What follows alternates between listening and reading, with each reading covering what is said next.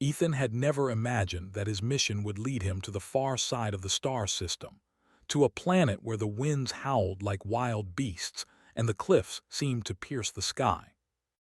The alien world, named Velira by the Interstellar Council, was unlike any place he had visited. Its mountains were jagged and black, with rivers of molten minerals that glowed faintly in the twilight.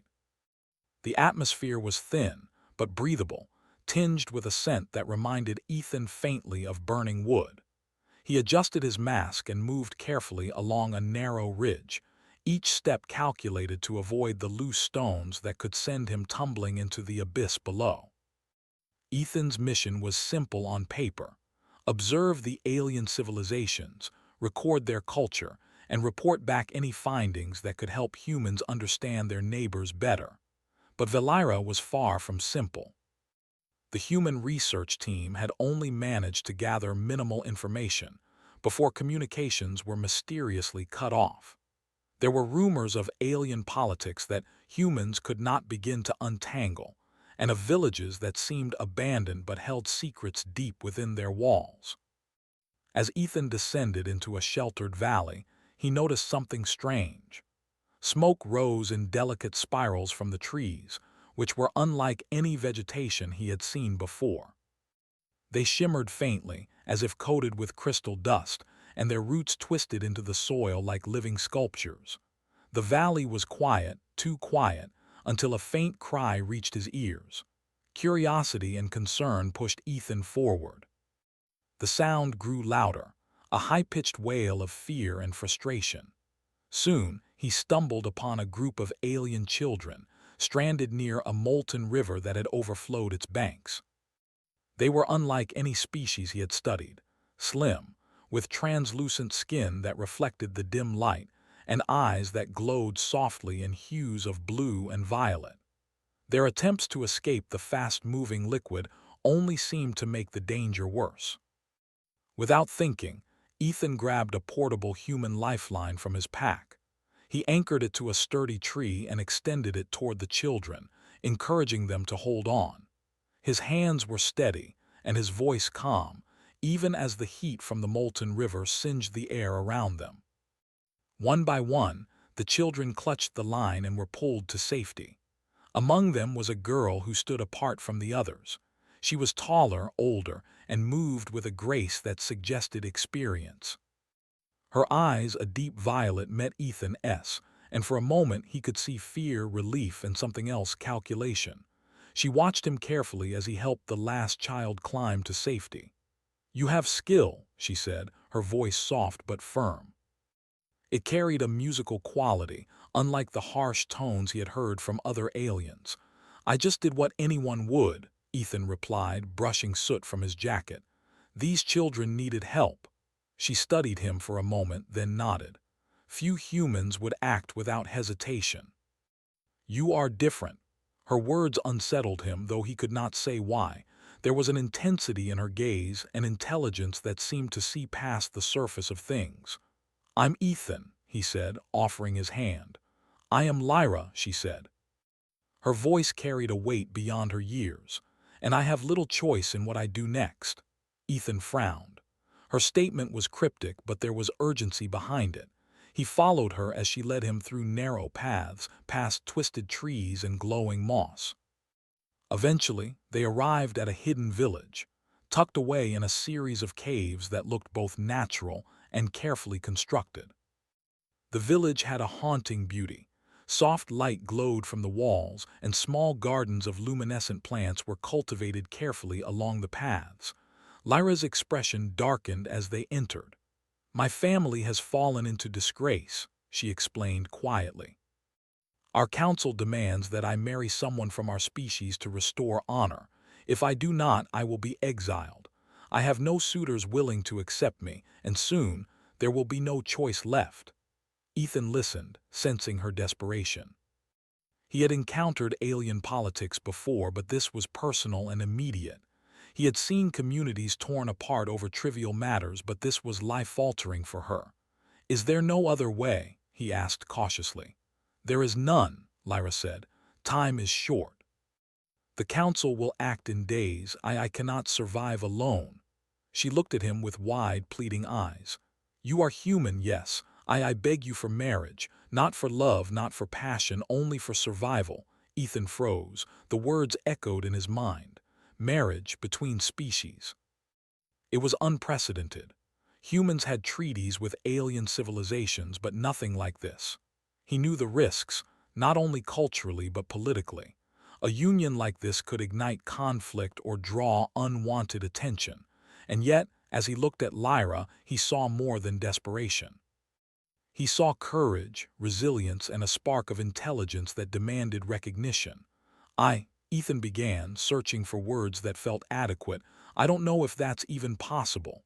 Lyra stepped closer, lowering her head in humility. I understand. I only ask you to consider it. I have no other hope. My life, my family, everything I hold dear, it depends on your answer.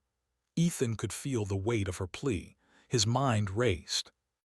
He thought of the children he had saved, of the alien village that depended on stability, and of the courage Lyra had shown just by speaking to him so openly. He realized that in this moment, his choice could shape not only her life, but potentially the relations between humans and this alien world. You are asking me to risk a lot, he said finally, his voice steady despite the storm of thoughts in his mind. This is not a decision I can take lightly. I know, Lyra said softly, but sometimes there is no choice. Sometimes we must act even when the consequences are unknown.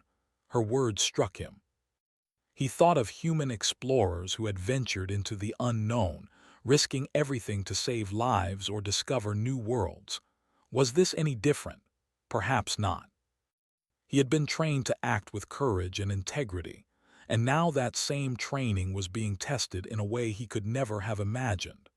As the sun dipped below the horizon, casting long shadows across the village, Ethan considered her request. Around them, the alien village carried on, unaware of the monumental decision being made in one of its hidden corners. The wind picked up, howling through the valleys and carrying with it a sense of inevitability. Finally, he met Lyra's gaze. I will consider it, he said. But I need to understand your world, your people, and the risks. I cannot promise, but I will learn first. Lyra's face brightened faintly. That is all I ask. Even this gives me hope. The part ends with Ethan following Lyra into the heart of the village, where he would begin to witness the complexities of her life, the beauty of her culture, and the dangerous political games that threatened her future. He knew that every step from this point on would test not only his courage but his heart.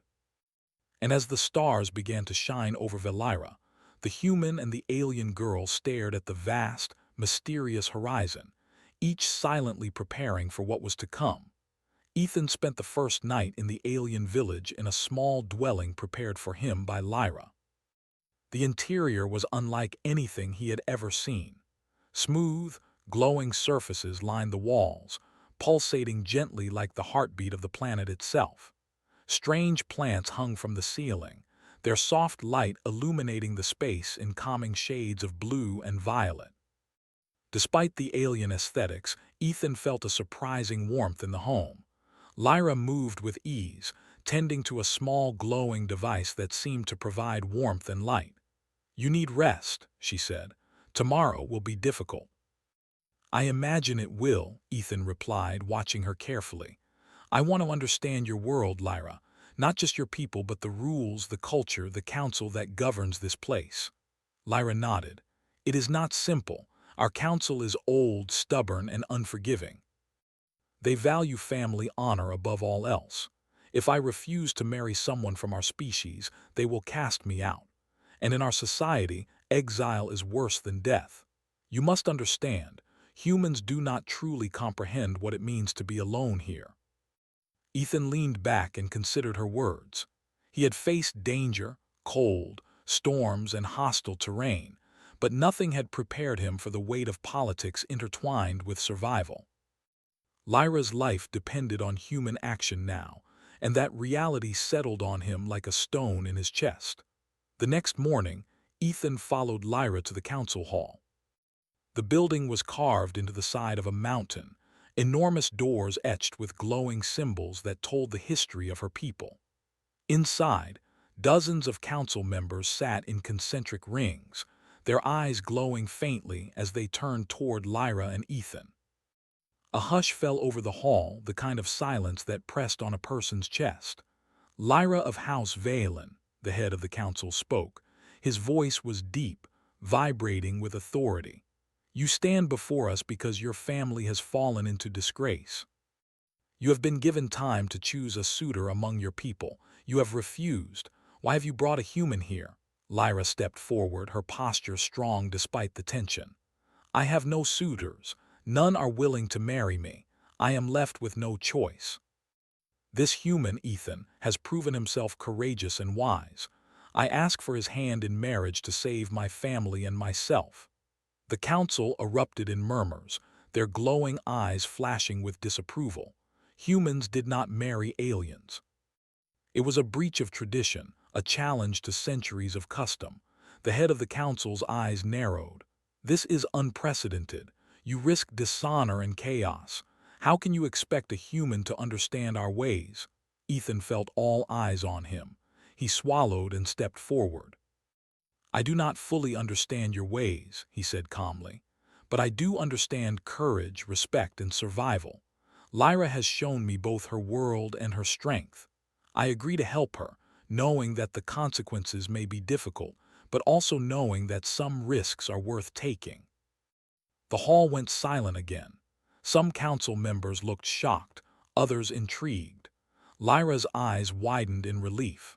She had not expected Ethan to agree so quickly, yet his words carried a sincerity that even the oldest council members could not ignore. The council deliberated for hours. They asked questions about human culture, the dangers of interspecies unions, and the potential consequences for their village.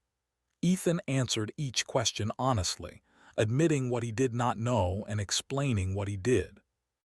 His transparency, combined with his calm demeanor, began to sway some of the council members. Finally, the head of the council spoke again.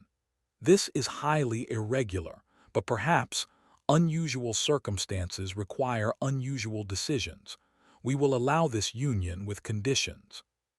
Ethan must learn the ways of our people and live among us for a full cycle. Only then will your union be recognized as valid. Lyra's face lit up with hope, and Ethan nodded. It was not a complete victory, but it was enough to protect her family and prevent exile. The following weeks were challenging. Ethan adapted to life among the aliens, learning their language, customs, and the subtle politics that governed every action. He observed Lyra in her daily routines, seeing her care for the village, mediate disputes, and demonstrate skills humans had no equivalent for. She taught him patience and perspective, while he introduced her to human methods, tools, problem-solving techniques, and ways to think creatively that impressed even the most skeptical villagers. During this time, Ethan and Lyra grew closer. Trust developed between them, built not on romance at first, but on mutual respect and shared survival. They discovered a rhythm in their partnership, a way of combining human ingenuity with alien tradition to solve problems that had persisted for generations. But not everyone approved. A rival faction within the council sought to undermine Ethan and Lyra. They spread rumors, questioned Ethan's intentions, and attempted to manipulate the villagers into fear and distrust. One night, Ethan discovered evidence of a plot to kidnap Lyra and force her into exile despite the council's decision. I cannot let this happen, he said firmly, showing Lyra the schematics of the trap. Lyra's eyes narrowed. We must act carefully. If we rush, they will know. If we hesitate, they may succeed. Together, they devised a plan. Ethan used human engineering skills to create diversions and traps, while Lyra leveraged her knowledge of alien society to predict the rivals' movements. Their teamwork was flawless. In a tense confrontation, they intercepted the kidnappers at the edge of the village. Ethan's calm bravery and Lyra's strategic mind ensured no one was harmed, and the rivals were publicly exposed. their plans thwarted. The village celebrated their success, and slowly, the skepticism toward Ethan began to fade. Lyra's family regained honor, and her people began to see the value in bridging human and alien cultures. For the first time, Ethan and Lyra felt a sense of belonging, not just to each other, but to a community that was learning to accept change. Over time, the bond between Ethan and Lyra deepened. They spent long hours exploring the cliffs and valleys, sharing stories of Earth and Valira, laughing at their differences, and discovering unexpected similarities. The humans' resilience and curiosity complemented the aliens' intelligence and adaptability. Together, they envisioned a future where humans and aliens could cooperate, not as strangers but as allies. One evening, as the twin moons of Valira rose high in the sky, Lyra stood with Ethan on a cliff overlooking the village. The wind swept around them, carrying the scents of alien flora and the faint warmth of molten rivers below. "You have given me more than life," Lyra said softly. "You have given hope, not just for me but for everyone here." Ethan looked at her, the glow of the moons reflecting in her eyes. "And you have shown me courage I could never have imagined. I came here to study a world, but I found something far more valuable: trust, respect, and friendship that transcends worlds." They stood together, side by side, feeling the weight of what had been accomplished. The challenges were not over, and they knew that future threats would come, but for the first time they felt ready. They had bridged the impossible gap between human and alien, and in doing so, created a bond that neither culture could break. The story closes with Ethan and Lyra walking back to the village, their silhouettes framed by the twin moons. The path ahead was uncertain, but they faced it together. In a universe where survival often meant isolation, they had chosen unity. And in that choice, they discovered the true power of humanity, not just in strength or skill, but in courage, empathy, and the willingness to act when all odds seemed against them.